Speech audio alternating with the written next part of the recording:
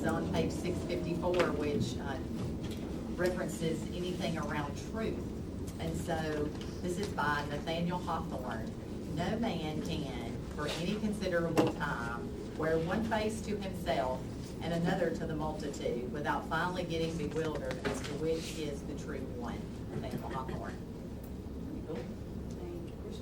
And we're gonna let Rochelle go first for the DYS director position, and whether we wanna go with that, and then Matt from planning is gonna go with the census stuff. Thank you, Rochelle. Okay, I might take liberties and go over the fire department stuff. Fire chief stuff too, so from up here.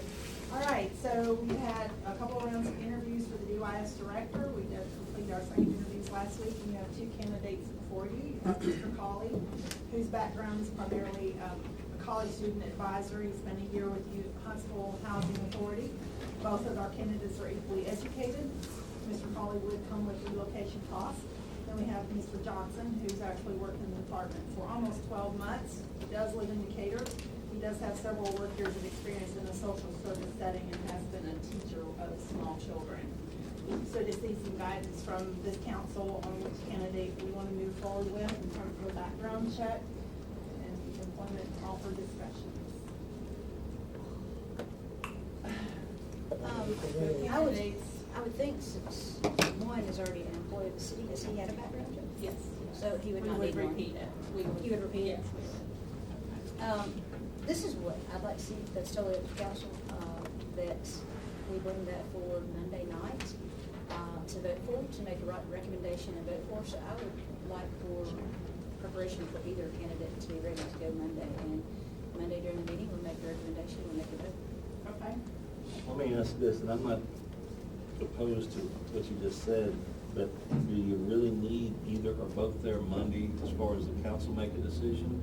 They would need to be there after a decision is made, wouldn't they? I think so. I think when we voted on Wanda, for instance, you weren't there, so, yeah. So we need a resolution for Monday night. I think I've already spoken with Stacy, she can have that ready and Okay. assign a number to that, and we can do Would it be a conditional offer? Right. that. They always are, right? Right. That they take it. Well, And that we they don't want pass to do a that. resolution to do that, but a resolution would be fine. Okay. All we understand is conditional. Good. So would that be two separate resolutions for each candidate, and then you vote on which one you want? Is that what you're? Just fill in the blank. Okay, okay. I have faith they can make that happen. We can make that happen. Absolutely. Okay. So, Go ahead, Chris.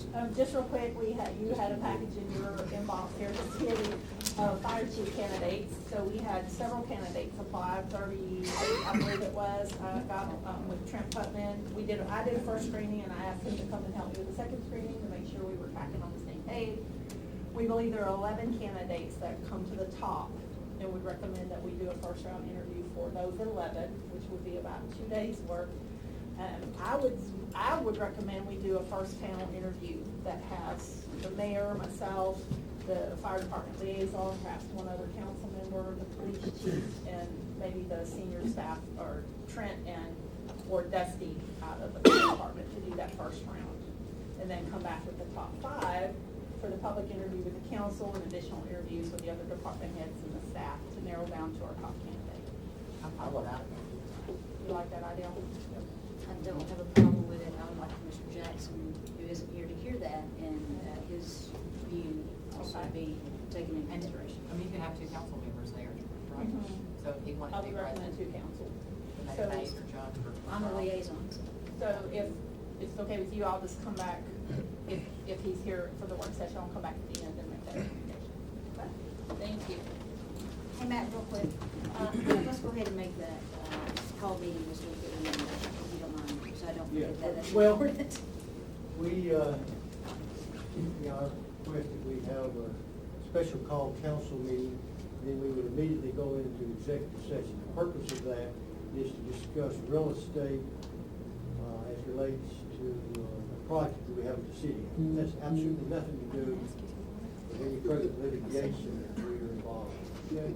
It deals only with the project and real estate questions. And we asked that be sometime this week. Everybody have a, John, I think you had a conflict. Tuesday and Wednesday. Charles, I know sometimes Thursdays are difficult for you. This Wednesday or this Thursday is doable. Thursday for everybody else. Thursday's the better of the 2 days. Thursday's good. Christie? Thursday until about 10:15, Okay, time? preferably the morning if that works for everyone else, Charles. Good morning. Y'all tell me, y'all tell me. 8:15, 8. 8? 4:15, 5:15, 6:15. Hold up. 8 o'clock? 8 o'clock, this Thursday? Is that good for you? Thank Well, you we very much. appreciate that. Appreciate that. That way I don't forget. Thank you, Matt. Thank you. Thank you, Matt. Presenting. And Karen, thank you for your help with the census.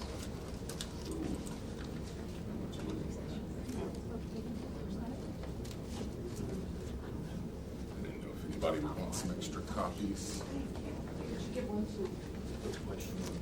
Yes. All right. Well, thank you, guys. Just wanted to talk to you briefly about the census and what's going on with it. I've included a bag for you in front. You've got a packet in there. It's a Census 20 update.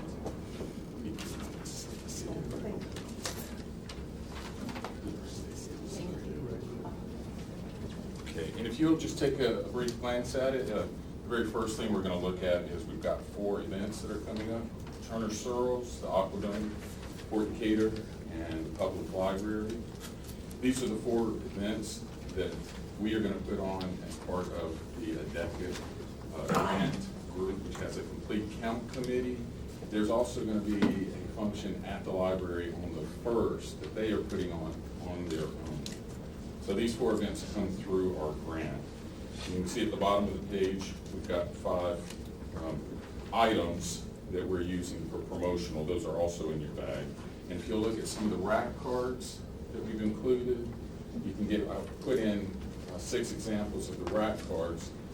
The first 2 are timeline, one in English and one in Spanish. And then the very next one is why it matters, also in English and Spanish. And then we have some general cards. The very last one, the blank card, we're gonna use to write notes on, but also for the kids at these events. This way we can give them a little something to write on, draw your family, draw your dog, that kind of thing. Let's see, if you'll keep going in, we have a poster as far as the census, which is gonna happen at the library. And, let's see, sorry. We also have in here the timeline, project timeline, and the actual grant, the amounts that were awarded. So if you'd like to see that as well. And we also have some posters in the very back. This is a flyer that we'll be sending out. And then we'll also have, these are larger posters which have already been given away, so hopefully you will see them somewhere. The elevators, that's right. This one, which is for all you baby lovers, you'll love this one, but boy, they're straight little things. And then this is a little bit larger poster. It's actually meant for like a window or a display case in Spanish. So Sal has been very nice to be my guide for the areas of town that I speak no Spanish, and he is fluent, and we've had a good time going out. A lot of good tacos around too. So, and at the very back, you can also see we have 2 extra flyers that are in Spanish. And let's see, I did want to make, just to reach out and say that if any of you have any suggestions on how to reach some of the hard to count areas, I've got a list of some from each district. There's also a map that you can go on to the census site and look for the ROAM map, ROAM, and it will give you the places that are not responding. This is going to go live on March 12th. So you can do your census on the 12th, and then the official census day will begin Wednesday, April 1st, and that's when the Decatur Public Library is going to have their event. So, if there's any questions or? What's your direct number to your office? Mine is 341-4723. 341-17. 4723. Okay. Thanks. Yes, ma'am. You might wanna make sure that everybody knows that this census will start out being entirely an online or electronic method of doing something. Sure, And sure. then- The way they're, as Karen's reminding me, the way they're gonna approach this is we're trying to do everything online. Later on, I believe it's on the timeline, if by the end of May is when they're gonna start sending people out to the areas and start knocking on doors. And this is where the census takers, the mobile census takers will be very valuable. Because by then, we should have enough data in the maps to be able to see where people are not responding. And we can talk to Kimberly Williams, who is the representative who's been helping us. And she'll be able to help coordinate these hard-to-count census takers. They're mobile units with a single computer. Of course, all of this can be done on your phone. So that's kind of the hope, is to get as much done electronically, and then they're gonna go out and hand, use paper. Matt, have they Yes, sir. hinted or even postured where the standby plan will happen once they figure out that a whole bunch of people aren't gonna go online and enter? That's the cards being, they're sending out 2 cards, and then it's at the end of the May, they're gonna go start knocking on doors. So there still could be further, shall we say, adjustments to a standby plan potentially. Yes, but what do you mean exactly by standby? Well, for example, certain demographic people are not likely. The higher the income, the more likely you do it online. The more demographically challenged, the more unlikely the people are gonna go online, especially if you're dealing with ethnic groups that don't trust government. Right, and that's part of the reason Sal and I went out, because that way we could really talk to the people, because there has been some misinformation given out that I've had to field a couple of phone calls from, and Sal was able to speak to them very directly, and I feel like most people seemed open to, They were very receptive, I felt. yeah, they're, But does that word and that value of trust to that word get into that community? Well, we hit a lot of the businesses in Latino districts, really good district mostly. And we let them out direct cards, posters and flyers, and everybody we spoke with were receptive. Yeah, we'll help hand out this information. We know what it's about. They even said that they have a census in Mexico that they do also every 10 years, which I wasn't aware of. Has there been any kind of outreach to the churches? I would- that is, Marty Juarez is reaching out to 6 of the churches. I have some contacts out to other churches, like Epic Church. Some of this, we're still waiting for them to get back to us, but eventually, I'm just gonna go back out and. But at least there's something in place regardless of how successful or Correct. unsuccessful it might be. And let me say this, Ms. Williams has been really, really active in trying to reach out to all the communities. She's got a meeting tonight, as a matter of fact, but she's been really active in trying to reach all of those communities that you're talking about, Charles. So whether it's gonna be successful or not remains to be seen, but she has really, really worked hard to try to reach out to all those. So there are efforts, the Absolutely. results of which remain to be seen. Absolutely. And I'm gonna go out in a couple of weeks with some, list of when the events are going on, translated in Spanish by Evelyn Rivera. She's also been very helpful. NARCOG, CAPNA, all these groups have been very, very helpful. And I'm gonna go out in a couple of weeks and just hand some other things out, just to sort of have another contact point with them. I'm hoping it'll do what you're suggesting, kind of lay a groundwork of trust. My first pessimism on that is a lot of these people are highly migratory. Yeah, and that's why we're trying to reiterate to them, this is not a census for citizens, because that's not what it says. It's for all the people in the area, within a district. And so I think we've been trying to get that message out as well. Thanks for the education. Good. Okay. Thank you. You're welcome. Here's also, if you want to look, this was the Spanish packet you sent out. If you want to look close enough. John, do you want to go now with capital? Whatever you want. Might as well, and then we'll get the agenda.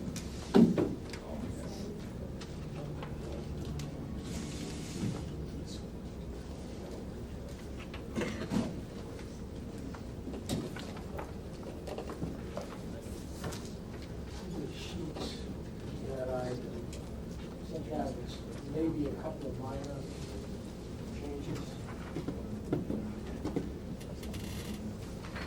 Thank you, guys. Thank you, Madam.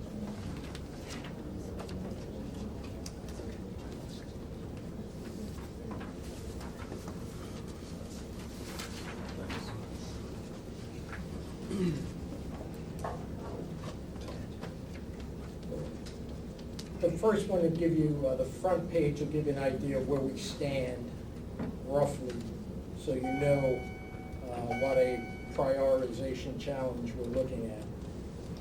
You can see the beginning fund balance about just slightly under 14 mil. What we have approved from FY19 carryover, what we've approved in FY20, and then the three placeholders. So depending on what we do on those three placeholders, we could be down to about 2.5 mil. And that 2.5 is before consideration of FY 2020. That's before everything that is not on this page. On the first page. Correct.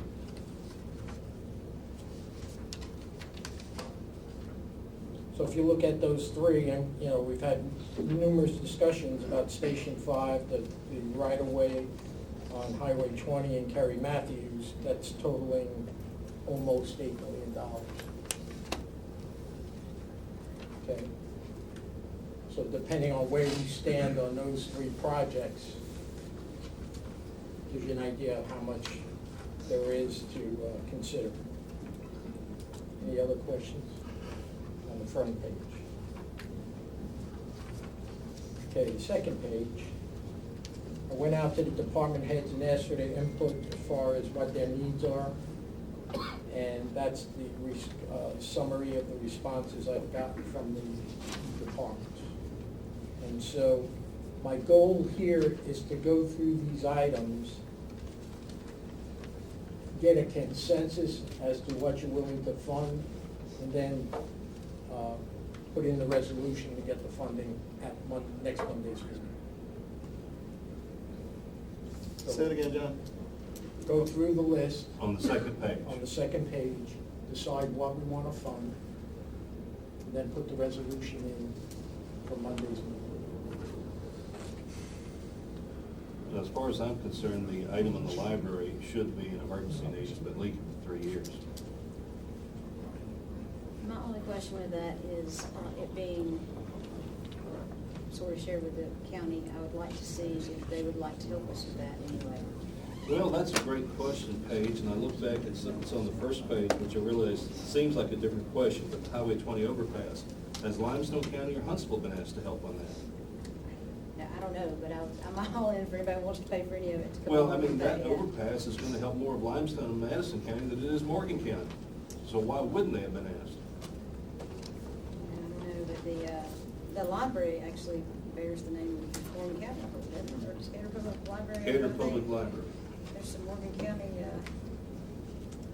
It's no longer Actually, part of the it's- Weaver Basin system when it was known as Gator Hey, Public John. County, I think. Do you have any, yeah, there's nothing from Park and Rec on here, is that just a oversight?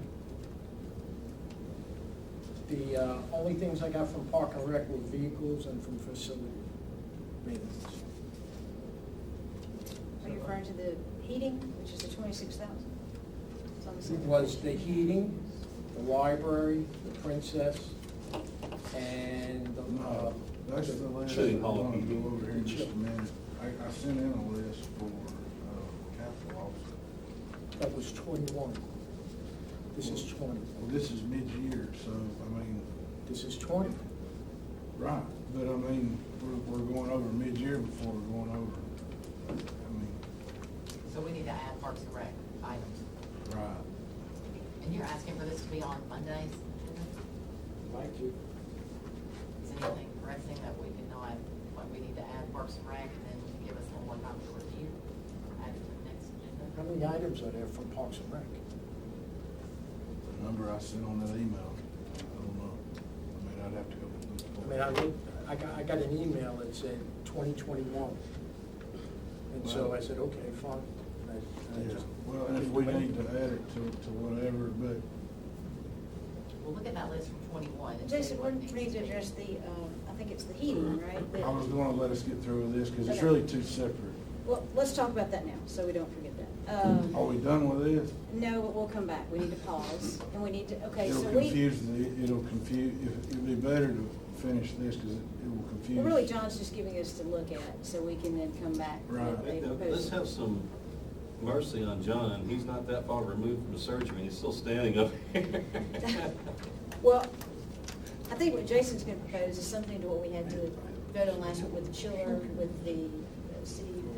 That's the facility part, that I have on this sheet. I don't have Parks and Rec, I don't have Okay, anything so, that has baseball. again, that's what I was fields, asking, the softball city fields hall heating, is on here. Right. The Princess is on here, the library's I on. think go ahead. yeah, but that's what I'm saying about, there's some, what I talked about with you earlier today, those are items that, we went to finance, and I can understand because there's a lot of information that has came through finance on this stuff. I can get how one thing is leads to another, but, what it is we have some emergency thing, kinda like we voted on last time, because we tried to go ahead and get that done before the next cycle, because it had an 8-week lead time. But Kurt has some information that, and these are things that if we don't do, we're not gonna have air when it comes to it. So are those emergency things listed on? Well, I think they got brought into this list, is from what I'm understanding. And then there's a couple of things with roofs. And now the roofs can be put on next year's capital, but we are having trouble with 2 of them leaking. The longer they leak, the more issues we have. We can try patches. The more damage it will put in the facilities. You're talking Right. about roofs other than the library and the Princess Theater? Going in. Not at this point, no. So those are on Those are on the list. Right. Those are on the capital list, but Right. I believe the confusion was that they were needing to be on the emergency repair list, and they got added to. I'm trying not to confuse two conversations, because the conversation we had was that day about the emergency stuff, I think is bleeding into this. Which we funded at the last meeting. You funded one item One on that item. list. And the other ones are. I've got 4 other And we don't- individual and items they're- that need to be added to the emergency repair list. And that's what I thought originally, we're gonna come up with the emergency stuff. Yes, sir. And that's Okay, what let's go back tried one to second. become. Let's go back to last meeting, when we approved the chiller, and there's 2 parts, right? The chiller and something else, There was. or downstairs. Chiller and asbestos removal was what was approved last council meeting. Okay, and I thought, Charles, I thought you asked at that time, was that all that was necessarily, was needed? And that's, That I question was was not- surprised by that you asked, but that's fine, if we need it, we need to do it. It's just, you tell us what we need to do, it's a heating issue, right? He's gonna Okay. lay those out for you, and I knew they had been a part of this list, they're really 2 separate subjects. Okay. Well, John, The have a heating seat is for a addressed, second. you're talking about It City is. Hall heating? Is it the 26,634? City Hall heating, 26. 26,634, it's on here. Well, these are things that if we don't do, and we don't start the process of getting done, they're not gonna get done by the time it gets hot. Yeah, I understand, but it's on here, I think that's what he's saying, it's on this This is- list. I So can't get it we can bring it to approved the attention, quicker. we need to do it now, but it's already on here, so Right. yes, okay, very good.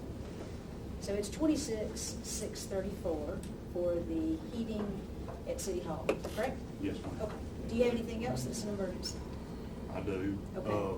John, let's let him do the emergency first, and we'll come back to capital, because I think we need to probably address the emergencies first. Go ahead.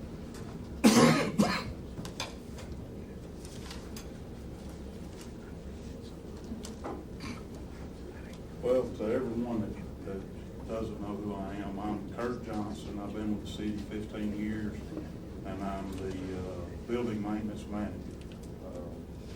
Take care of a number of buildings, including City Hall,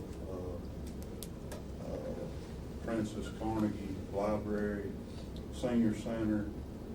Just give them the numbers. Anyway. And you do a great job, Kurt, I'll tell you. First time. Your reputation precedes you. Fantastic. First time presenting, but yes, the 4 items that was needing to be put before council for emergency repair, 2 of them pertaining to the boiler steam issues. One of them will be heat exchanger bundle replacement. This is here at City Hall. The other pertaining to the boiler makeup switch and boiler blow-down tubes. All these repairs and would be strictly dealing with the correct makeup water temperature. This would correct that issue, being able to control the conductivity of the boiler makeup water, and also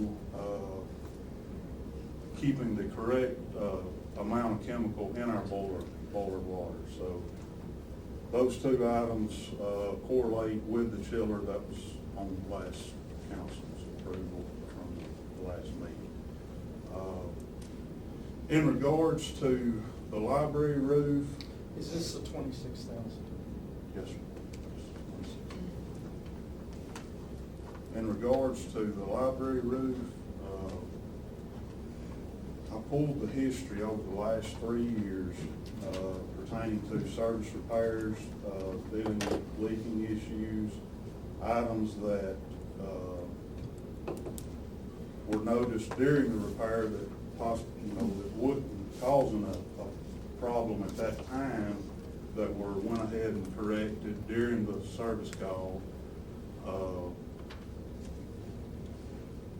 Back in April of 19, I got with the Garland Group, which is a company that come in and done an assessment of a roof evaluation of the library.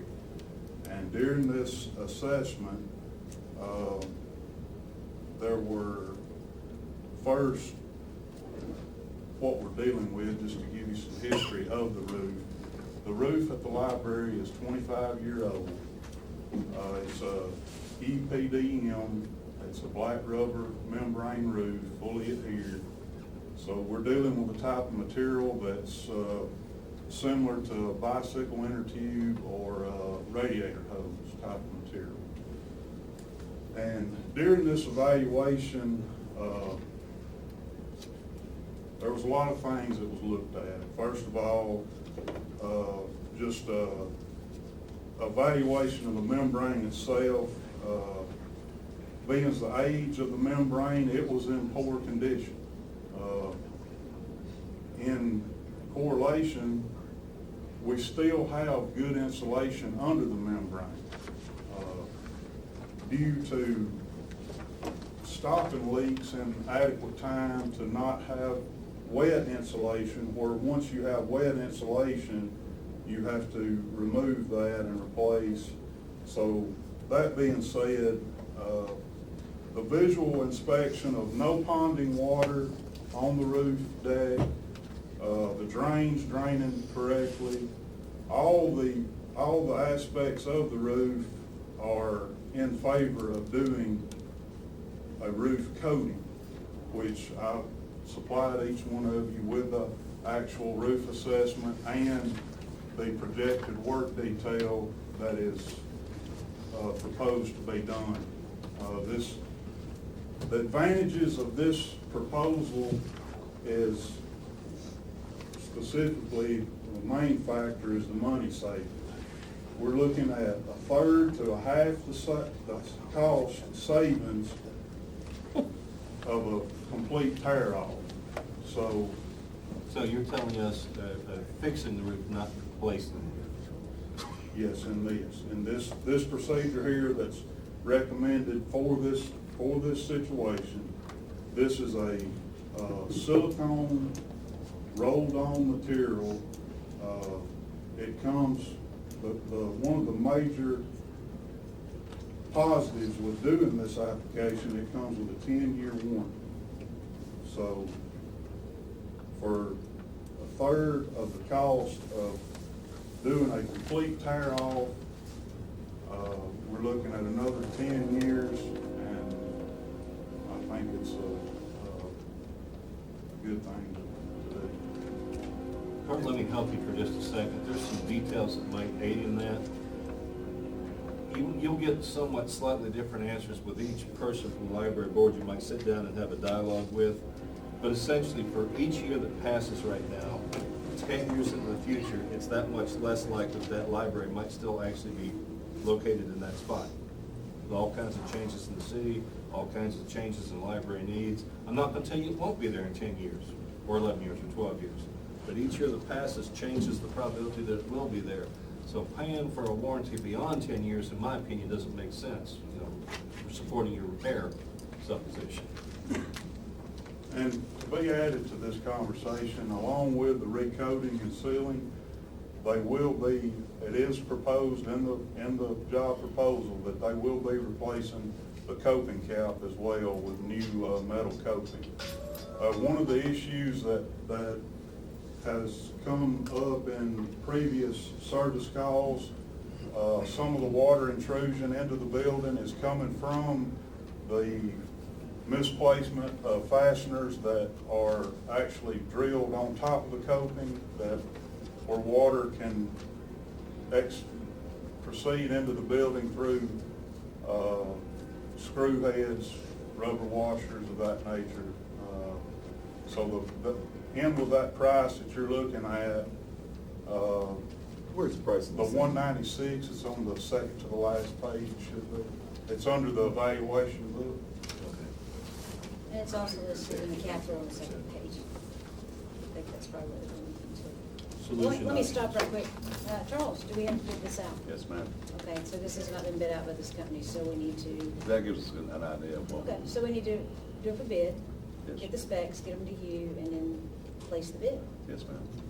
So really, we can't vote on that until that bid process is done, right? You wouldn't know exactly the amount. You just agreeing to the project, not Okay, the so- contract or anything. Right. So it could be less, could be more, but Right. I just wanted to make sure that we were doing it correctly, and we have to bid that out. Number out based on the proposal. Okay.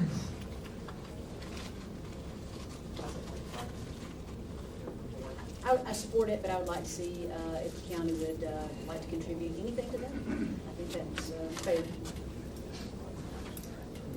The only other item I had to present as emergency repair would be the location, Princess Theater location. The shingled roof on the alley side of the Princess Theater has some pretty excessive damage, missing shingles and such. Need to get some funding to get it replaced. Have And we I seen have- if that's in insurance? Have we turned that in as insurance damage? I'm sorry, what now? He's having some shingle problems on top of Princess, that's, we can turn it We in. don't know about it, we don't report it. I would suggest we turn it into Herman to an It's insurance claim. $18,000, would it qualify for? No. It wouldn't. It would work. Kurt, forgive me, physically, I can't remember what it looks like. Is that a flat area or a sloped area? Okay, thank you. I would still like the insurance to look at it, We- because what if it needs a we can whole new go- roof? Well, we'll turn it into, yes, I think that's fine. Get it to us. Good. Any other questions? Do a great job for everything. People are telling me, thank you. Good job, thank you. Nice to have you with us tonight. So Jason, if you will get all that to Herman, so we can put that on insurance, and So then. John, are you gonna call the county and ask them about? And the biggest thing was I knew it was all one list, but some of these are, if we don't do, we're gonna have issues. And I think with the future, it is on page 2, we just need to address it as it needs to be. Right. That's fine. Okay, back to you, John, but I think we're good now. Those are up at the top. Okay, so those three are a go. Mhm. Well, I mean, Again, First, the the bid and- resolution, right, but we're gonna put a resolution in. Are we Those attaching numbers. the idea of urgency to those three? Is that what we're doing? Well, short of calling a special meeting. Yeah, I'm not sure specifically you saying can go any that. faster than we're going. I'm just saying that these are more urgent than being done in December, or something like that. I don't have a problem with them proceeding forward when we get an answer from the county for the library, either yes or no. And then also, once we file it through the insurance to see if it needs more than just a couple of shingles, if it needs a whole new roof. And then you bring those prices back, and I mean, I have no problem doing it as soon as possible, but I think there's a process to doing it. We'll get all that done this week. But what I'm looking at is he's got proposals for all those with numbers. So I can put a not to exceed, and we put it out for bid.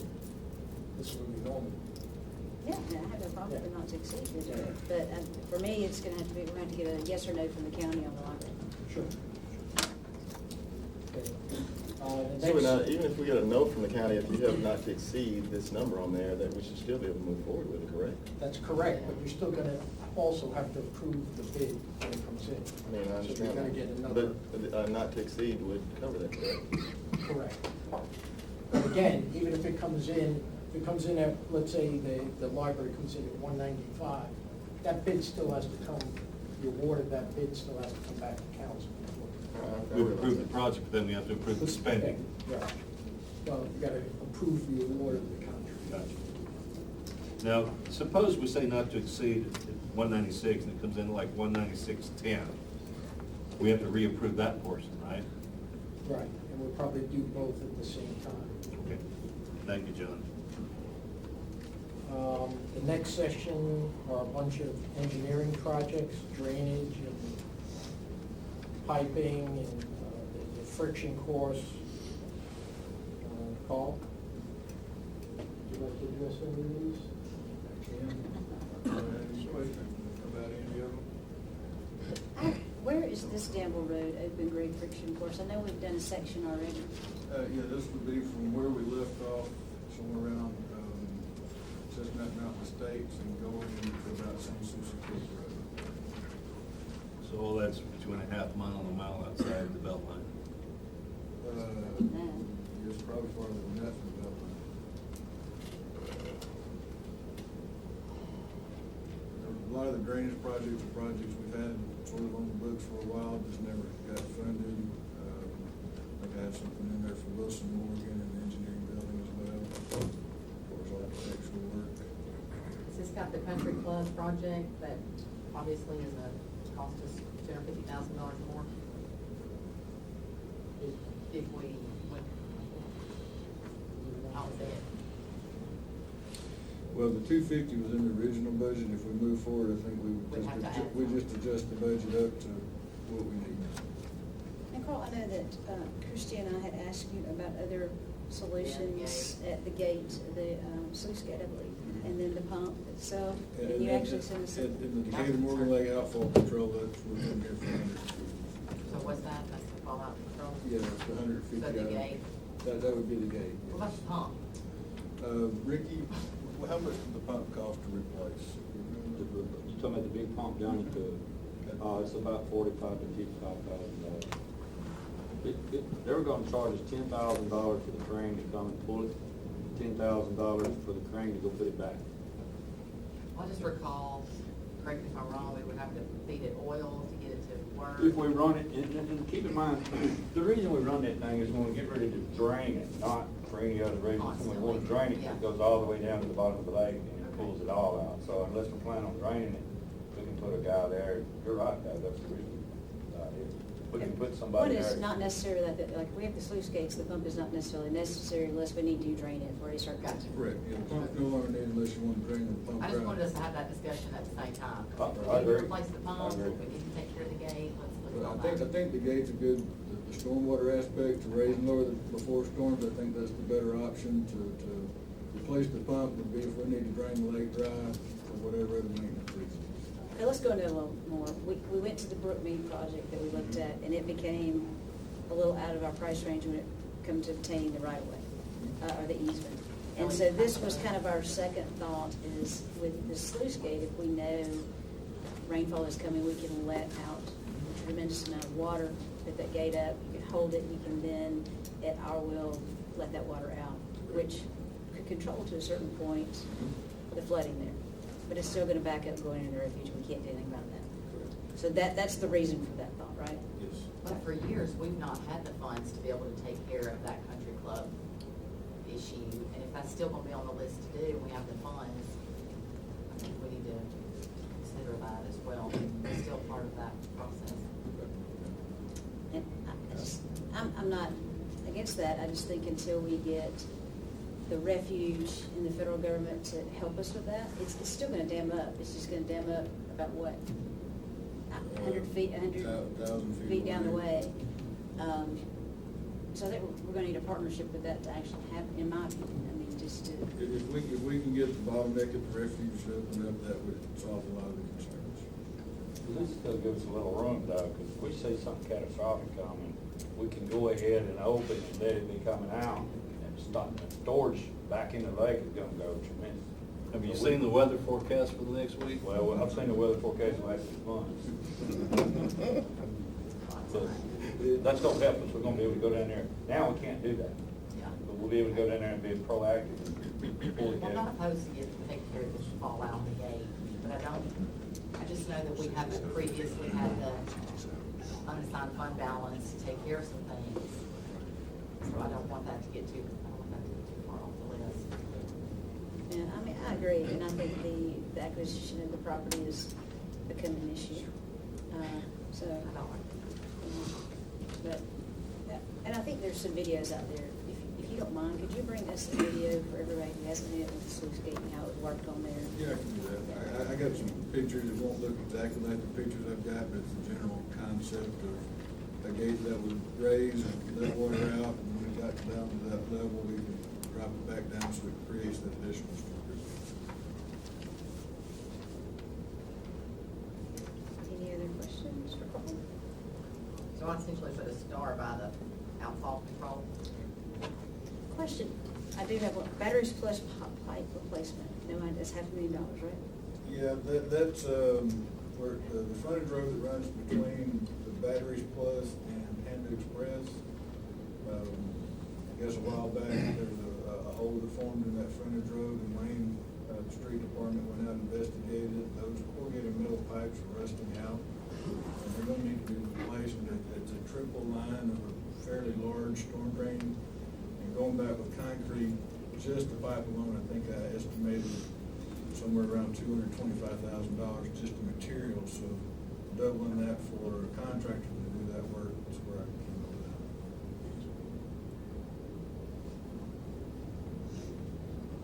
that. Is that basically one crossover or 2 or 3 crossovers for the corrugated? It'll be there. It runs from the belt line to a ditch that's sort of behind the Batteries Plus. Going through the residential area? Yeah, and it kind of goes across that frontage road at a skew, so you really need to replace all of that.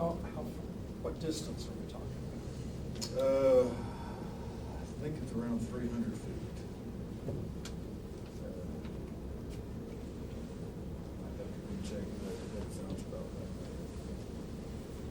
We have a lot of drainage line items. Yeah, and let me ask, this 13th Street and pipe replacement, is that over there Penny Lane that we've talked about, that flow out to the back of the refuge, is that what it is? No, this is around, I guess it's 12th and 13th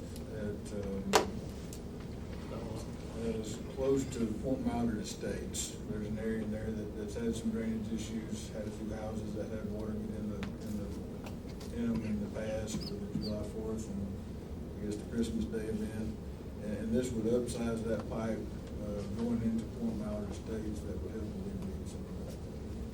But the Penny Lane drainage, that is Going, going, yes. will you explain that a little more? I know we've had a resident that sends us videos every time that it happens.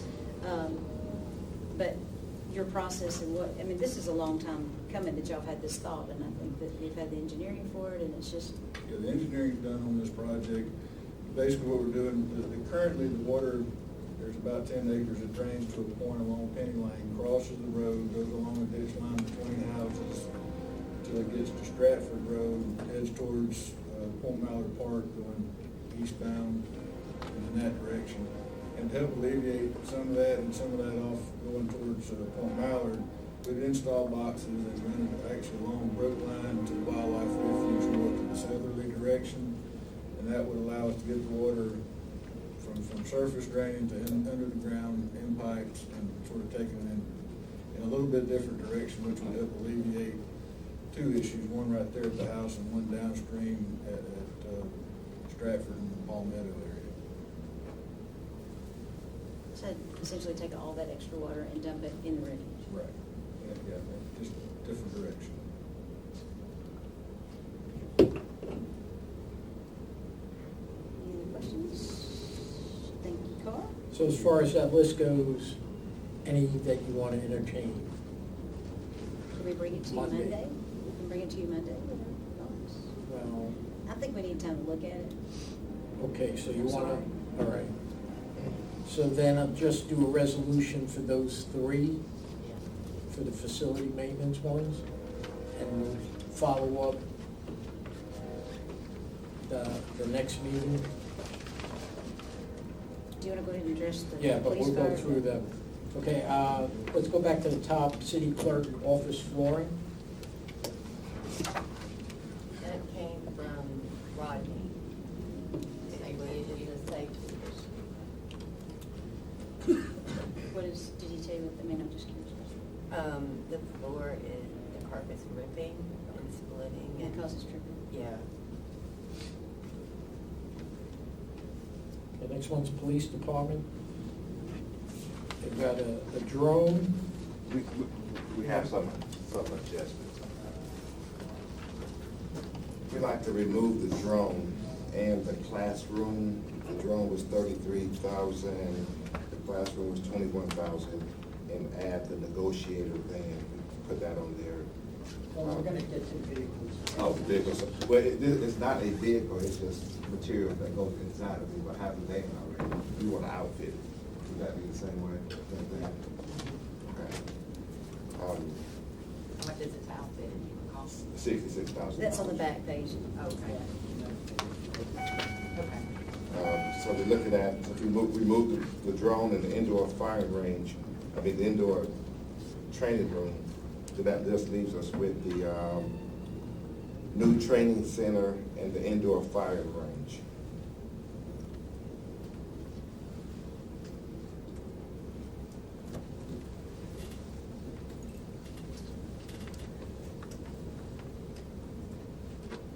Do you have a location for the indoor fire range? Do you have a location for the indoor fire? We have a indoor firing range downstairs in the basement now, but it's non-functional. This is just to remodel it and make it more, yes, and make it functional. And I'll go ahead and ask you, I know Chief Randy was here when we spoke for the budget for this year. Would you be opposed, and I don't think he was, either to combine like we have now, the training center for the police and the fire, would you be opposed to the same type of center that had both? If it's big enough, where we're looking at putting a training facility now is in Trinity at our firing range. We need to have the firing range there and classrooms there. So we're building a 2-story building there at the firing range to accommodate classrooms. I think everyone knows we have a really nice firing range out there with absolutely no facilities. And we looked at it with the fire department, if we were to move out of the fire department's training center there in Flint, that opened up more space for the fire department. They have a state, regional, I think, training facility out there now. Do we have enough property to In accommodate? Trinity, yes.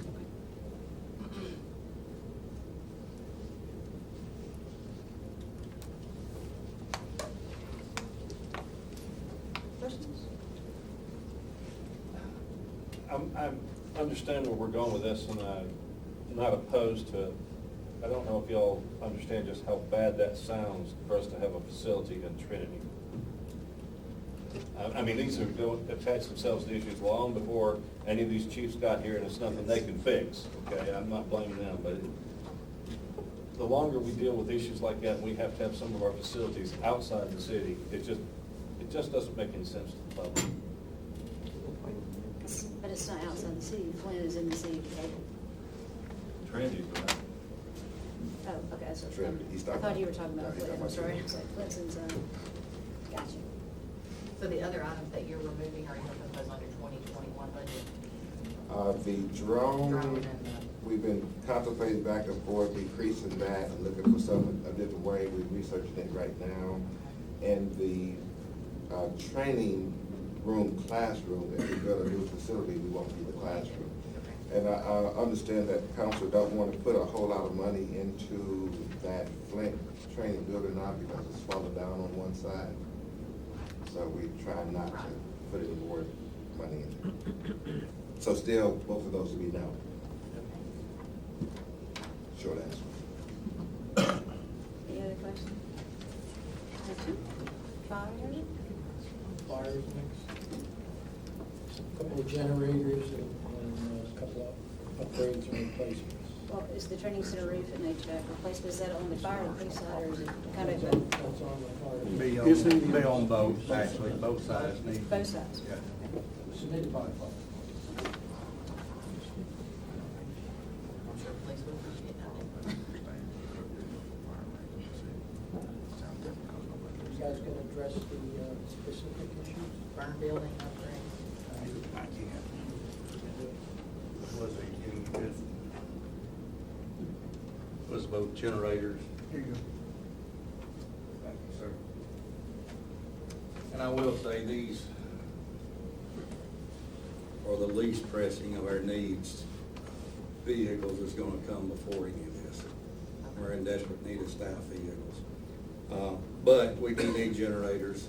That was needed when those buildings were built, and some issues, and we're still addressing those, trying to figure out what we can do with stations 1, 3, and 4. Some provisions have been put in, but we run into some inconsistencies on what we're being told about voltage and the ability to put in a generator. So we're working to do that, but yes, that is a needed project. I realize we've asked for a lot this year, and you granted a lot to us, so. The HVAC replacement, that's just projections. I think we have 17 units on that building down there. Chief Allen said it's old infrastructure, most of them are old. I think we've replaced a few over the last several years. So we anticipate others going out. We just had one worked on yesterday. The roof, as he said, does need replaced, and we've got some leaks going on. We've just been patching it, so it's for how long we want to look at continuing to patch old infrastructure or to replace. And just to replace that building, we're guesstimating, around at least $6 million, and that's just in the building. But as Chief Allen said, we're experiencing growing pains. The city's growing, our departments are growing. We've got officers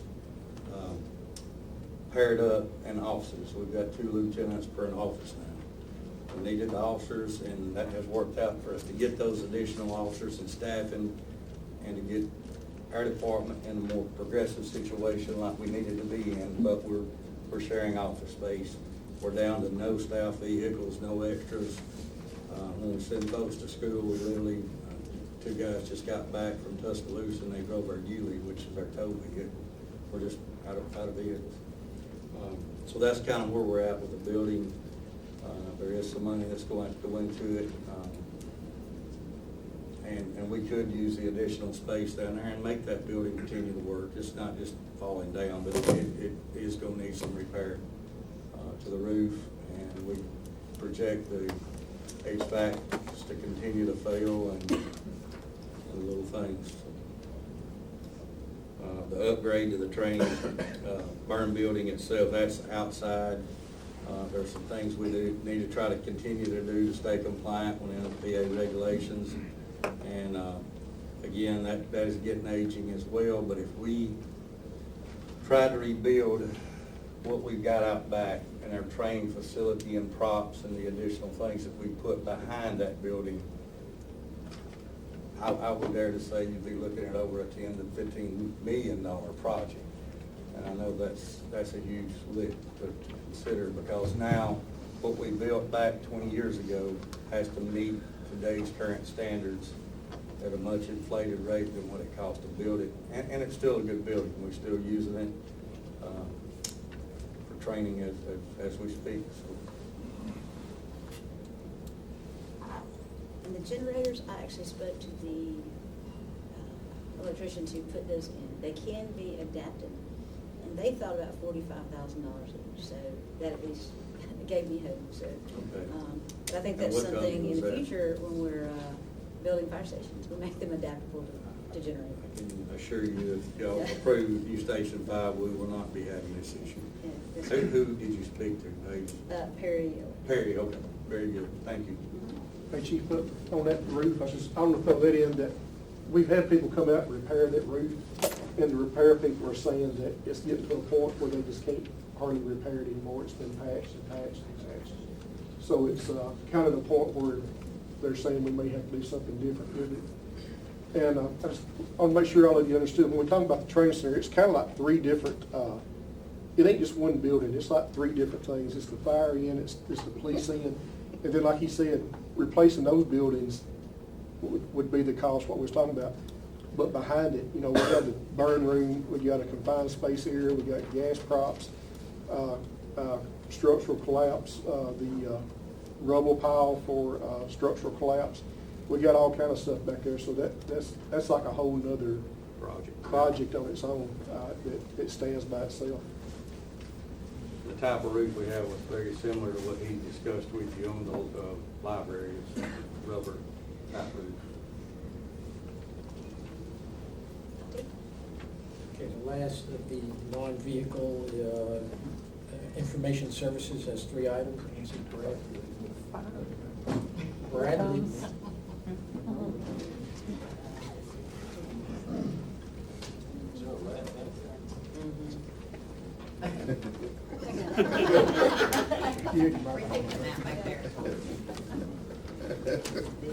The parking lot cameras is something that the chief had wanted to do. They're really old, and it's not just a matter of replacing the cameras, it's also replacing the wiring. This is the old PLC type wiring, but you can still find cameras for reasonable quality. So we're looking for some better and higher quality cameras, just basically provide protection. That's correct. For the front and back parking lots. Endpoint protection, that's basically replace or upgrade our existing, what you might know as antivirus software. We've had some issues on the current vendor that are not unique to us. I think it's everybody's been investing in theirs, and they've gotten bought out. Since we had some issues where things did not get blocked, they did not get our updates because they cannot accept our payment. We paid them on time, just like we're supposed to, but because they just changing financial systems from being taken over by another company, they could process our payment, therefore we could. So we had like one day, we remember we just had tons of spam fill in, what happened, and that's what happened. And we've been, it's not completely fixed, we have to keep doing this every month, we have to make sure that they get our payments and they get our updates added to us. But plus, we're also looking for something that's a little bit more robust of a product for fighting things like ransomware. And also the other part of that is the email scanner, which is something we also buy from the same vendor that stops a lot of the spam and things like that. So you're saying we'd be looking for a new vendor for both of those? Hopefully, the same new vendor for both. Questions? Brad, this may sound silly, but when we have a vendor who didn't provide the service we expected the service, it sounds like the conversation I had with Charter Cable today, when I hadn't been receiving the service I was supposed to be receiving, I don't think I should pay for it. Yes. How does that work, Charles?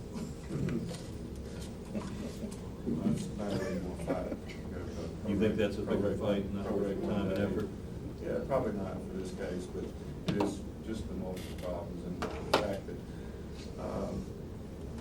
some of the other products that are out there are, like I said, they're a little more sophisticated as far as they use like things like deep learning to not just wait till they see like a virus out in the wild and say, okay, everything looks like this is a virus. Instead, they look more for what is this thing doing. So if we've never seen it before, we can take its actions. Does that make sense? Somewhat, yeah. At least you can honestly say the next time it happens, the council's going to pressure you not to pay for stuff if the results aren't good. Yes. Felix? So, Thank you, Brad. so I've got the library roof, the Princess Theater, City Hall heating. Anything else you're gonna add immediately from the non-vehicle list? Yay. You want the outfall control? I want to make sure everybody has, I mean, I'm good with it, but I want to make sure everybody has the same information. Three emergency ones are possible. Just those three, okay. Okay, the third page of vehicles. Street environmental, solid waste. Ricky? What have you got on there? You got one F4. 2 pickups for street environmental and 1 pickup for solid waste. That's correct. That's right. My argument. They do different tonnage trucks, they're different prices. If they're 2 for 54, why is 1 30? 2 for 54, what? Are they different tonnage, are they 1 ton, 1.5 ton? Because the 2. The 50, well, that's a mistake. I've talked with John about that before. We're buying one of those trucks, and it's 54,000, it's on the agenda tonight. Then and then we got 2 pickups, straight environmental, that's 26 or something $1,000. That's for 2 trucks. Right, 54. But what Paige is saying is you're buying one here that's 30, these are 27 apiece. What's the difference between 30 and 27? I can't answer that, really. I'd have to go back and look at what the paperwork was that I gave to John to answer what the difference in the money was. But the truck on the agenda tonight is $50,000. It's 54,000. Yeah. That's good. It's coming out of the alley fee. Again, this is all general fund, Okay. so if there's a designation. Like alley, that count. That's a designation. Any designation or any other fund, landfill fund or whatever, doesn't have to go through this process. But it does count, though. I mean, we still need to spend the money wisely, though. I mean, so it doesn't matter Correct. where it comes from. Well, I understand, but Right. that, the alley fee money is earmarked, designated for equipment related to that. I fully And that's understand all that. we can do. I fully understand that. Right. I just- So if he came and said, I wanted, I don't know, another piece of gear that wasn't alley, he couldn't do it. I mean, I fully understand that, but we still need to be very conservative with our spending. I mean, so Well, it he does- has it to does come to matter. you, but it's Yeah, not okay, part yeah, of I- this process okay. because it's a But it does different- matter what we spend. different pot of Regardless of money. what account it comes from. Correct, but it's a different pot of money. I didn't think that it wasn't, but are we looking at 3 trucks still? Yes. Okay. The garage, the six Out of the ton. general fund, that's correct. General fund. 3 trucks after this list approval here. Correct. We can't buy those trucks out of the alley fees because they're not just pertaining to the alley. You can't buy willy-nilly, so to speak. I just want to be sure somebody didn't misunderstand. This is one of the 3. This is actually the 4th. That's correct, out of the 1980 fund. 6-ton forklift for the garage. That's correct. Actually, that is a 1989 or something, come unsafe. Our safety coordinator come down and did an inspection on it and won't let us use it to lift people or to lift anything other than off the ground. And that's his concern. That was a safety issue. Please? Lease negotiation van and equipment, 66,000. Okay, do we have the van? We have a van, we just need the equipment. So what's the price of just the equipment? About $66,000. So the van is taken care of? Yes. It's just the- Fire department has 6 vehicles at $240, engine 8 replacement at Hold $475. on. John, did you go back to the animal services truck? Is that in there Oh, also? it's- We're getting there. Okay, all right, that's not on the police. I can't keep up with you. 6 staff vehicles, engine 8 replacement, and a hazmat truck. The staff vehicles, what are y'all looking at? SUVs, trucks? We would take a little sedan over nothing, literally. Bicycles? No, I'm just kidding. No, I mean, we run a host of things. Honestly, we've got 13 staff members now, and I'm gonna say 8 of those are used DU trucks that we bought since the early 2000s that they're in. It's what has been bought. SUVs are nice, or something such as Chief Grandy's old truck, big 4-door truck would be sufficient. Not looking at a Cadillac, so to speak. What's the main use for this? Our officers that's on day shift to drive every day, the staff vehicle to drive.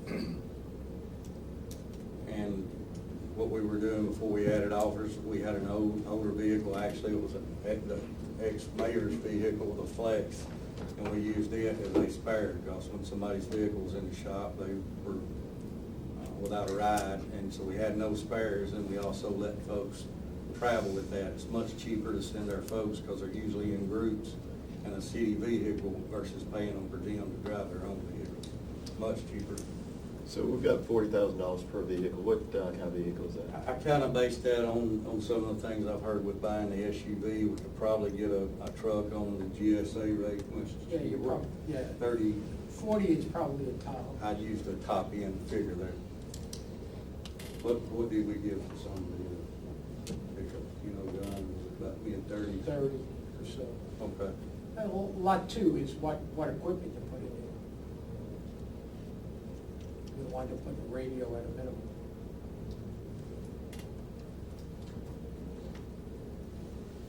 Hazmat truck, we have one now. This is in the- We do this, it's just, he asked us to put out, and that was our aging, rest of our fleet was replaced with the Engine 8 and our What year's- hazmat truck. What year's Engine 8? Engine 8 is a 2003 or 4. Hazmat was a used truck that was bought when some of the other used pieces were bought, but it's a early 2000 model. Is But that again- not the one that was donated? No, sir, we've got rid of it here, so this was bought by Chief Clark as a used rescue truck, and then when we got the grant for our existing rescue truck, it was rolled to the hazmat. Of course, the hazmat is not run every day like our engines, so it's still doing its job, but we're just looking at getting it in the mix of replacement. Is Engine 8 the oldest one we've got? It is on frontline service used every day. Can it I thought wait five until was. the 21 budget? It can. I thought 5 was the oldest one. I'm sorry, but we got it being replaced. Gotcha. So yes, it can.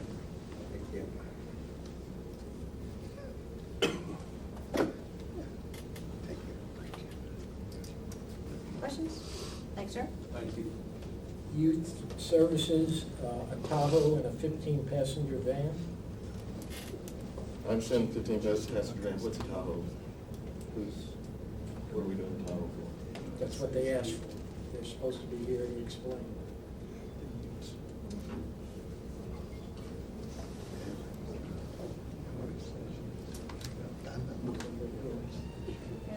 Animal Services is an animal truck? Yes. Chief, how many of those do they have? Is it 2 or 3 of those have in operation? We have 4 in operation right now, yes, sir, but all of them are very old, and we lost the old van to a wreck, and it's never been replaced. So this is just This kind of a just- partial replacement? Yes, we want to put them on a replacement plan. Thank you. Just replace one that maybe just a wreck. And put the It was in a wreck. kennel part on the Yes, new that's truck? correct.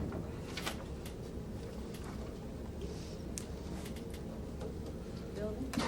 Parks and Rec, large dump truck.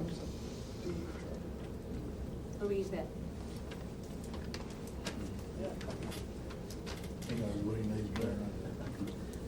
It is, we're replacing a 1987 truck that we've received, I guess, from environmental years back. Brakes are failing on it. I've been in contact with Mr. Shepherd over it. So right now you have it in use. We don't have it in use. It is taken out of use because it's safe. So we're trying to get it replaced.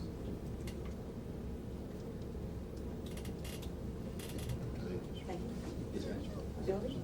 And this one, building 2 pickup trucks. Is that because of the addition of employees? Yeah, those are just part of the replacement that we've been talking about for the last 4 or 5 gotcha. years. They should be in part of capital that was submitted back at the beginning of the year. Hey, oh, Terry's leaving. Do what? Is there any on that list that you want for immediate action?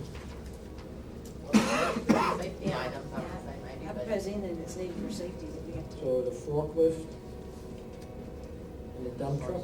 Dump truck. Okay. All right, so what you'll see Monday is a resolution for the library roof, Princess Theater roof, City Hall heating, the forklift, and the large dump truck. Well, and I'll add, since we're gonna add safety to the issue, I think, the office floor and the clerk, Yeah. Rodney said that it was ripping and causing tripping hazard. 29 on page 2. Let's do it separately, John. Let's do it separately. Let's do separate resolutions. For each item? Yes. Yes, sir. Thank you. Okay, so that's the carpeting, Looks like you got 6 resolutions there for it, right? 4, 6. And how do you want to address the remaining items? Can you update the list and get with Parks and Rec and make sure everything's updated and re-present it to us? I think Carl, who's left, is gonna give us a video on the gate. Is that okay? Call them out again, John, please. Office flooring in the clerk's office, library roof replacement, Princess Theater roof repair, City Hall heating, 6-ton forklift, and large dump truck. Now, why are we considering, I missed it, why are we considering the office flooring in the clerk's office an emergency? Something brought up in the safety department. Rodney's needs a safety issue.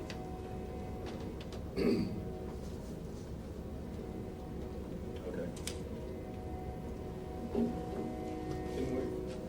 Can we get Rodney to be here? Any other questions? I'll get these cleaned up if you have any questions on what's there. And we'll go on from there. Thank you, John. Thanks, John. Alrighty, approval of minutes for February 17th at 10 a.m. Question? What now? Oh, Oh, yeah. Herman, and then I think Rochelle needed to address Mr. Jackson too. Well, what we're asking for is a special call council meeting this Thursday that was established at 8 a.m. We would go in immediate executive session to discuss real estate and project. It has absolutely nothing to do with the president, litigation we're involved in. Involves guidance as to real estate as it relates to the project we're involved in. Thursday at what time? 8 a.m. Can you do that?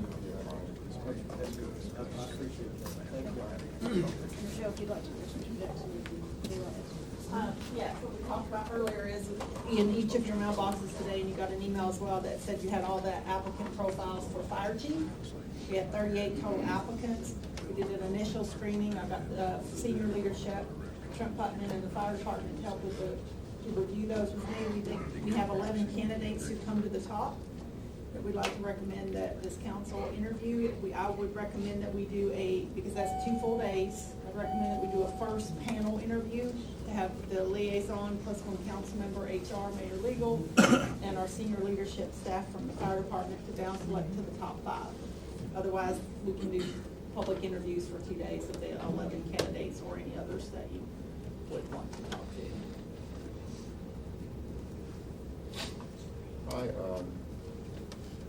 I want to be, I don't want to do the committee deal where the committee chooses it.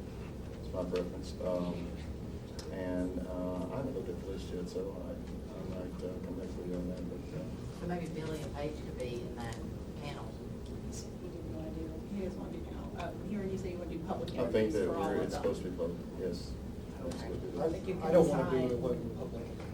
It's 2 full days at minimum. Yeah, I'm okay with the panel. Yep. You need to have 2 council members that want to join you on time. And if we do 2 days, I can't do 2 days that involve Tuesday or Friday. Okay.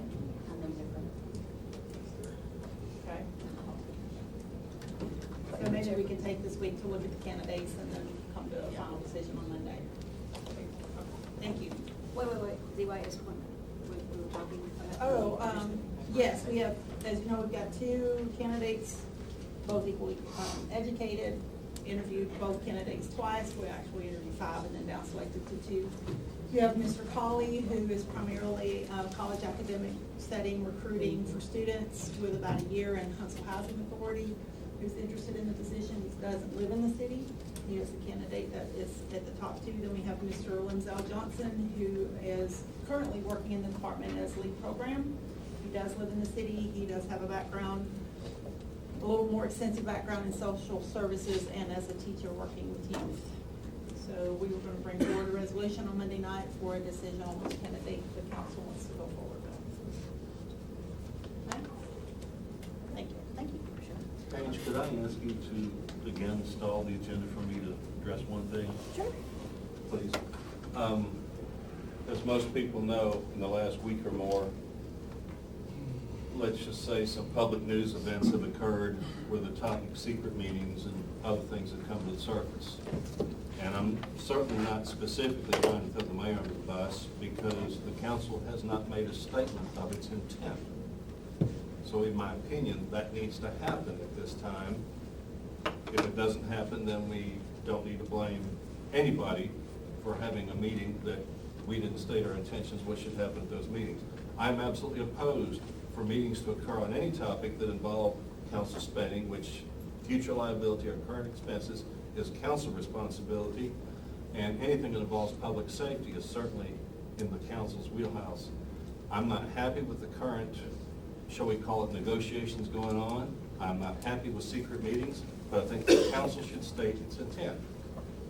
And I'd be willing to tell you at this point, if the council's willing to start that process, I'll tell you what my thoughts on the stuff are. But we can't blame anybody else if we don't state what our intent is. Well, I never stated there were secret meetings. I mean, I know that Tab and our department directors and DU and others meet quite frequently, and it's not always the case that we need to be present. But I think it was more of a communication. Well, that may be, but. I'm just stating, I didn't say it was a secret meeting. If it involves levels of anything that the public should have their choice whether or not they want to, shall we say, dip their feet into it, then I think it's absolutely information that cannot be kept private. And I'm not saying it shouldn't went public, but just stating. You're gonna have to clarify what your statement is. All right, well, first and foremost, I'm not happy with the current representation negotiations are going on. It's been going in the wrong direction for a long time, and I think we should make a change. And if you do the research on what's happened in Minnesota, for example, the state of Minnesota backed up Minneapolis or St. Paul, sued one of these polluters for $1 billion. I think the settlement was 800 and something million. Now, I understand we have 2 additional sites that have come to public attention already, and we have no idea how many hundreds of sites could yet surface. So I think the people involved in these conversations right now represent interests that can conflict with Decatur's interests. And I think we should absolutely make a change on that. Well, I concur with you on I think we need an environmental attorney for the city of Decatur that we specifically hired to help us decipher some of this information. I have all this information that's out there public, that anyone is welcome to have a copy of. But I agree with you on that. I think And I think we need to be a plaintiff in the suit, not a defendant. Right. I don't disagree with that either. I will say Mr. Ard and I have addressed that in the last meeting, where the non-disclosure thing came up, about the environmental attorney. And I've heard nothing since that meeting. I don't know Mr. Ard, but I agree with you on the environmental attorney that the city needs to acquire. Well, I propose that we take action in that regard. Well, I was with Mr. Marks last week whenever he requested that an environmental attorney be retained. So we are in the process of doing that? Yes, we are in the Perfect. process. I appreciate y'all's thoughts on, because we'll find one, we'll bring it back, we all can be made aware of it. Please understand that there's lots of attorneys already involved in this matter, so it will take us, we gotta make sure they don't obviously have a conflict. But we will get one. Herman, if I may say, and hopefully it's clear at this point, that they cannot have any ties to anybody locally. I'm anticipating somebody, obviously from out of town, maybe even out of state. No, yes, we understand.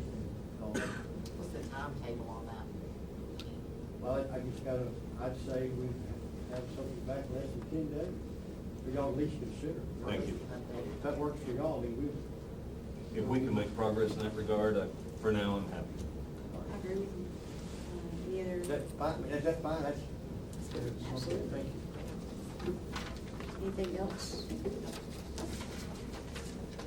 Let's see, we Thank talked you. about the minutes for February 17th, 10 a.m., February 2020 monthly bills. Questions? Public hearings, resolution 2070, approve request for off-premise beer and wine license for RK Naren, is that correct? Incorporated? Yes, ma'am, I believe so. Doing business is Wabahoe, located at 5006 Highway 31 South, Decatur. This is a brand new store. It's located on 31 South between Decatur and Hartselle in the Flint area. I call it Flint Bottoms. This is a request for a new license. Obviously, they're closed. Our revenue officer went by today and did a visual inspection of the store, walked through the store to make sure everything appeared to be correct and in order. There was no gaming machines or anything like that, because that's obviously one of the first things we check for. Also, the owner was told that those are not allowed, so we don't have this issue later on, hopefully. So, this new license, new store, and it's recommended for approval. And that previously was a Wabahoe, but taken Yes, down ma'am. and rebuilt. Yes, ma'am. That's good. Questions? You say Flint Bottoms, but that's actually at the top of the hill, isn't it? Well, they're, That's right. Thank you. Resolution 2071 approved MUB expenditure of $147,228 for FY20 distribution pole replacement contract labor. This time, Glen Boyle, Decatur Utilities, we've identified 25 different poles in our system through an inspection process that need to be replaced. These are normally 30 years or older. We've gone out for contract bid labor.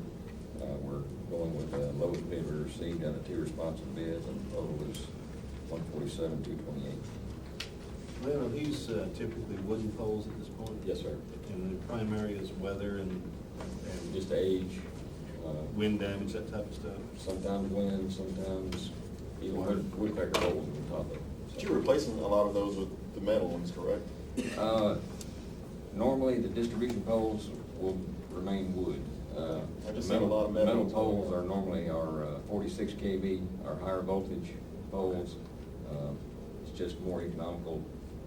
These smaller distribution poles, 40 feet, 45 feet of wood, last Okay. 30, 40 years most of the time. I guess maybe that's just what I've been seeing is metal, so maybe I'm. We do put up metal ones in certain cases. Okay, I appreciate it. Thanks for the Will education. these have the new lights, LED lights on top, or will the lighting These not are be just changed? power poles. Just the These are poles, not. okay. No, so no lighting on top. Thanks, sir. Thank you, Glenn. Resolution 2072, request by AT&T to modify their equipment on the existing wireless facility located at 47 Thurston Park Road, Decatur, Alabama.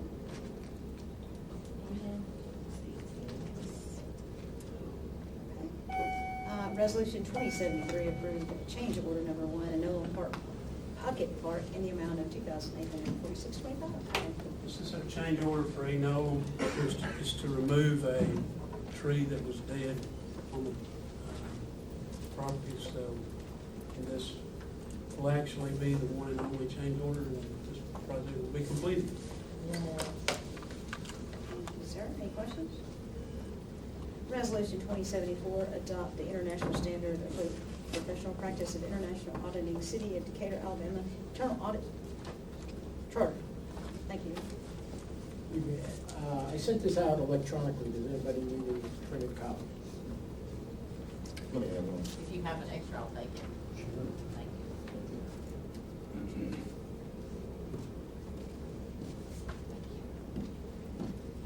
This is basically the standard for internal auditing, and the charter is what implements and goes into specifics with relation to the city. Probably the biggest points are the creation of an audit plan that you'll review and approve. We have specific audits. Right now, it's kind of informal. We find something we want to look at, we look at it. This will be more structured. It clearly defines all the responsibilities of all the individuals involved, council, mayor, myself, the auditor, things like that. Do you have any questions? I think this is a great idea. I agree. Resolution 2075, award bid number 20014 for mowing of the city cemetery to Green Man Lawn and Irrigation. Carlos?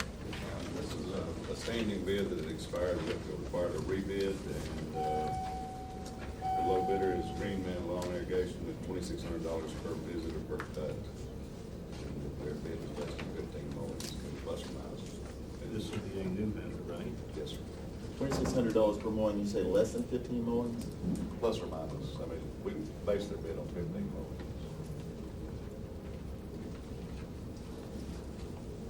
And what was it last time?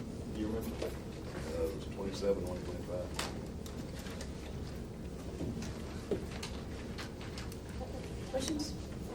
Carlos? Let me ask one question. We bid it before where it was bid too low. The company didn't have the wherewithal to do it. Right. Do you have confidence that they can do it at this price? Yes, sir, we got the references and checked them, they do limestone county schools, a couple of large operations. Okay. Thank you, sir. Thanks. Resolution 2076, award bid number 20015 for weed abatement for Neville Lawn Care. This is another standing bid that expired, and we're asking the board to Neville Lawn Care, with prices ranging from $85 up to $150, depending on the size of the lots and whether there's a house or on it or not.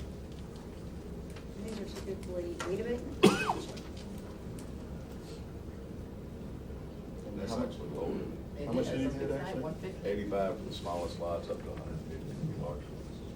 Now, in case there's any misunderstanding, we put fees on top of that, correct? So if you're confused by the amounts, that's why. That's what he charges us, and then we got them cash flow back. He actually came down with what he said was competitive, he's gonna. Okay. Go ahead. Thank you. It's kind of dangerous, you don't know what you're getting into when you walk into those. He's kind of rolling the dice.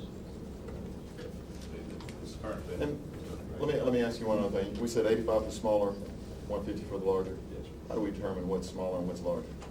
Square footage or what is it? Yes, sir, quarter acre or less, all the way up to quarter acre to a half, those are $85, and a half acre up to an acre is $150, the rest is up. Okay, so does that include if it has a house on it or not? Just trying to. It's split out. All right, I heard you say that, but I just wanted to make sure. There's 8 different pricing. So. Okay. Thank you. But he just basically went 85 up to a certain level and then 50 after that. Yeah, I mean, he's good. He does a good job. If it goes over an acre, he gets a fraction. Okay. So. All right. Thank you. Good job. Thank you. Thank you. Resolution 2077, approve purchase of a 2020 Dodge Ram 4500 utility truck for street and environmental services in the amount of $54,873.34. Yes, ma'am, this is the one we talked about a while ago. It's replacing an 11-year-old truck. We've actually been pulling all this equipment with an undersized truck for almost 11 years. It's coming out of alley fund. That's about an 18% savings of what it would cost if we didn't use Sourcewell contract amount. And it's out of the designated fund. We had $175,000 as when we put this in resolution. And so this will be, that way the balance on $75,000 minus this amount. And this is not the one that you said that was on the agenda that is actually two. This is just one. This is one. I mean, because I was about to say That's right. 4,500 is. It's about 450. It's a big truck. What have you been? 250. 450 or 4,500? You got 4,500. Same difference. So it. Ford costs that's what I thought. 450. 450, that's right. Okay, thank you. But it's a 2,500 for years. 10-ton trailer, excavator, 4 crew, 1 in alleys. Thank you, Ricky. Resolution 2078, authorize mayor to execute River Tree Systems Incorporated audit agreement. Sal? Yes, ma'am, this is just requesting the renewal of the contract with RD, River Tree for the next 3 years. And, I've got some paperwork on as far as, what they've collected and what we paid. Anybody wants a copy of it? The question is, they're recovering lost revenues of what source? Well, sales tax, and what they do. Uncollected sales tax. Yes, and what they do is, I'm sure they have these audits going on in other cities, other jurisdictions, and so they kind of have a trail. You know, we collected for this city, there's possibly, they're doing this in Decatur, possibly doing the same thing in Decatur, so that's, they have resources and sources to investigate that we don't have. Said you have numbers? I do. Good. Thank you.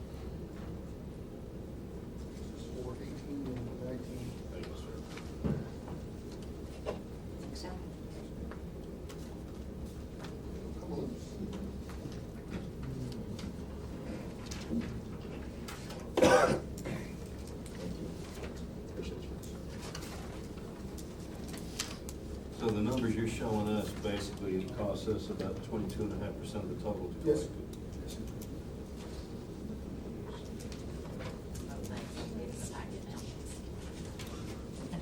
Okay. Questions? Thank you, Sal. Probably need to stay here, I guess. So you don't know these. Resolution 2079, final revocation for business license, and help me with those names. Amin El Kubayashi. Doing business as Enterprise Incorporated, that's Sunoco on 14th and Central Parkway. Yes, ma'am.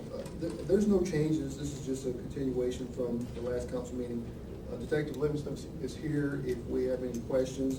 If you guys want to revisit this or have any questions, we can, we're prepared to do it. I've got some additional pictures, if you guys want pictures. Has there been any additional communication from either of these parties?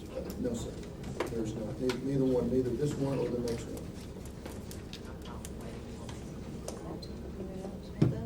And we'll go to the next one, resolution 2080, final revocation for business license, go ahead with that name, dear Mrs. Bacon Moore. Yes, ma'am, also the same situation, this is just a continuation to the next council meeting. And I think, Herman, you have something to add to? Well, we'll look at them next, you made it temporary, now you're looking at final. And then if you decide at that point, to make it final, then it will go into effect, April 6th, which is your second council. That's just that. No, you can also continue it or to hear it if you wish to, but if you decide to make it final, it will become effective April 6th. Okay, so Monday will be the preliminary, and then 2 weeks later. Thank you. Ordinances first reading, ordinance number 2040, thank you, Sal, 4398, basic standing. Already done the preliminary? Yes. No, what we're saying is, this is to be final, but it cannot become final until April the 6th. Because it If you takes 2 decide on- weeks, right? Well, it's gonna be 3 weeks. Okay. But that's right, it will become final on April the 6th. Lane's correct, you've already done a temporary. I hate to say that, but you were correct. Last week I wouldn't filibuster. Would you like us to write the story for you? Ordinance number 204398, basic standards of care and control of dogs tethering. Herman? Yes, thank you. That's what we call the tethering ordinance, but what we had some suggested changes that need to be made. That's why it's now back to the first reading. The changes, I've talked to the chief, they were basically minor in content. One of them was puppy's definition is now going to be 6 months as opposed to 3 months. And it also provides if there's some kind of a show or a training event, when the dogs obviously are off the premise, will not necessarily be able to physical control. That's part of the training. You can imagine a dog turning a sheep or something, they obviously have to be off. So that's the change. But since we changed it to that extent, we need to go back and treat it and amend it ordinance. That's why we need the first reading on it. Then we'll consider it on April the 6th. Changes, or do you see, you have to see? Any changes to that? What was the second one? I'm sorry. All right, it was where. Hurting dogs. Hurting dogs. Like for shows, they have shows, I'm told. Yes. Give you the American Kennel And Association. they have training and all that. And obviously, all that takes place off premise. They just wanted to clarify that they wouldn't be in violation of the ordinance if their dog is off premise and not on physical restraint. Which is supposed to clarify. I'm gonna get you to answer this. Uh-oh. If they're off leash, they're probably on somebody else's private property contained. They're not running the streets wild. No, that's right, this is in a controlled area. That's correct. They wanted to make sure because they didn't think it made that exception. However, we're not aware of anybody being cited for having their dog in a show like this. But this just makes people feel better. That's what we want to do. We ran these through the animal shelter board. It went to the chief and the chief. The original one went to the animal shelter board. These are such minor changes in it that, no, I just decided that those are fine. And you sent those to them and you have not heard anything back on that, have The you? original one went through all of it, yes. So, Okay. so yeah, it's all. Now, I don't want to prolong it, but there's already a provision in one section that deals with law enforcement, canine control, so just broadly, okay? So second reading will be the 30th for a vote on the 6th, right? Okay. Those four changes come. April. Yeah, you'll set it for a hearing on April the 6th. 16th. You'll have a work session March the 30th where you can talk about it further. Okay. Thank you. Thanks. Ordinance number 2043-99, model airplane club lease at landfill. All right. Ricky Terry helped with it. This is the model airplane. Oh, he did. It's been in effect. Model airplane club, they're out in the landfill area. And their lease has now, or will expire in October. So this will extend it 3 years, and if they wish to renew, 3 more, with a maximum of 15 additional years. But there is a provision, if either party chooses to terminate the agreement, then that's what happens. So it's kind of unique. And they will pay us, what, $200 per acre? 300. 300, well, it's in place construct. All right, 300. How many acres do they use? They just have two. They've got the old concrete runways, we call them, used to be big cattle farms. We tore the wood out of it, and they used the concrete runways. We moved them there years ago out of the Flint Bottoms, as we heard a while ago, out to an open area where they wouldn't be running into people's yards with their airplanes and causing lawsuits and stuff. Yeah, They can crash them out Yeah, there. they're past the location that they were throwing their planes and being held hostage by the neighbors. So worked out better. That's something we can follow. And then, at the end, we'll have the appeal hearing for first response ambulance service. Any questions? Okay, anything from council? Department heads? I've got a. Yes, sir, Laura. How long? He sure will. Good afternoon, good evening. Y'all have, I think I've emailed you, it's a little memo from Decatur Utilities, Jody Vick. As you know, over the last 7 or 8 years, we've been upgrading, from the maintenance standpoint, these gooseneck gray lights downtown, street lights. And so I guess the last ones we did were maybe on Lee Street, I forget now. He's got about 20 that we're going to be in this area over here between 6th Avenue up north of Lee Street. And he wants to know if we want to paint them like they've been doing, split the cost with them. He doesn't know the exact numbers. He'll bring back a cost number, but it's about around $6,500, he thinks, in the painting cost. There's no capital outlay. They'll go LED, that's putting the new heads on them, that type of thing. Usually there's a differential in the monthly amount that we pay to the lighting account, depending on the offset of the LED savings and how much was in the account on the pole that's being painted, that type of thing. And we'll get all that breakdown from him. He just doesn't have it yet. Just wants to see if y'all are interested in doing another roughly 20 poles. That's the Daikin paint, Wally? I don't think that's the Daikin paint. I can ask, but I don't. I know. Second Avenue? We used it on Second we Avenue. did, and that I think Daikin was part of that project, but this isn't involved in Daikin. But I can see if really when we say the Daikin paint, it's an additive that Daikin uses that goes in the paint. Essentially, it's not necessarily their paint, but it is pretty pricey to do. But it does help in terms of graffiti. That's one of the biggest savings if you're using a building that's doing a lot of graffiti. The 6,500, is that something we can absorb into the current budget that you already have?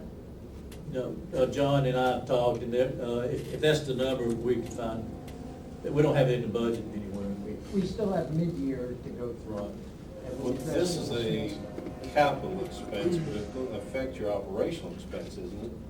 Well, the net will have a difference, yes, potentially. It's not a capital. It's not a capital. It's not a capital expense, but, and there's no rush in doing it the next month or two. We can How is mid-year. this an operational expense? Because you already have lights there, right? It's It a dollar will. amount. It comes through our lighting account through the It's all paid based on finance. It power. doesn't come through any of my departments. This is strictly, we're working with them, have been working with them for like 7 or 8 years in just upgrading a lot of these poles were rusted and they were gonna need to be painted. And so instead of just going back to the gray, we, wanted to do it in a black, and it costs a little bit more to do that. So DU's been willing to split it with us, and they're willing to do it again. But I'll come back with an exact amount that would answer some questions. But I just don't want to go to that trouble if you're not interested in doing it. We think it makes a big difference in the downtown and the areas where they go to black and nothing else. Well, I would say get the And then- information. I mean. Yeah, he'll get it to us. It may be by Friday. Now, or we can add it to the mid-year. Yeah, it doesn't have to be done, it's no rush, okay, to get it done. By the way, raining, it may be 6 months anyway, but no, there's no rush on it. But this is not the Daikin Not to my knowledge, he didn't, I'll have to ask him, but, we were driving that through working with Daikin. Now, we could probably get the derivative, but I don't know what it would do to the cost. Daikin provided the derivative, the additive, if I'm not mistaken, back then. They did, but the last time I think we had to pay. We did, yes, yeah, it was. Oh, one time, yes. Yeah, I'll find out on that. And if it is, I'd like to know what the additive is, The name of it? what that chemical is. Do what? Is it? I'm gonna keep quiet. That's why I asked. All right, thank you. You what? Any other questions for Wally? All right, any other directors? Mayor? No, ma'am. All right. Let's see, done, we're ready? Thank you, everyone. Thank you, have a good evening. I would have down here, you came in, how's the hang out in here? I came in early. You came in just to hang out in here. I'm trying to get you involved, they wouldn't bite, man. I tried though. Ain't no worries there.